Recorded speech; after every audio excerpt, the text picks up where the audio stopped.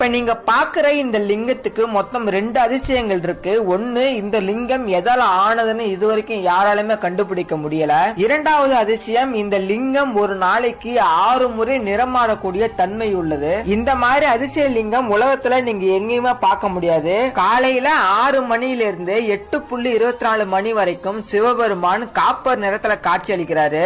8:25 மணியிலிருந்து 10:48 மணி வரைக்கும் தாமரை கலர்ல காட்சி அளிக்கிறாரு. 10:49 மணில இருந்து மதியம் 1:12 மணி வரைக்கும் தங்க நிறத்துல காட்சி அளிக்கிறாரு. 1:13 மணில இருந்து 3:36 மணி வரைக்கும் மரகத லிங்கம் கலர்ல காட்சி அளிக்கிறாரு. மதியம் 3:37 இருந்து 6 மணி வரைக்கும் பக்தர்கள் என்ன நிறத்துல நினைத்து பாக்குறாங்களோ அந்த நேரத்துல காட்சி அளிக்கிறாராம். இவ்வளவு அதிசயங்கள் நிறைந்த இந்த சிவபெருமானுக்கு அதனாலதான் பஞ்சவர்ண லிங்கேஸ்வரர்னு பெயர் கூட வந்திருக்கு.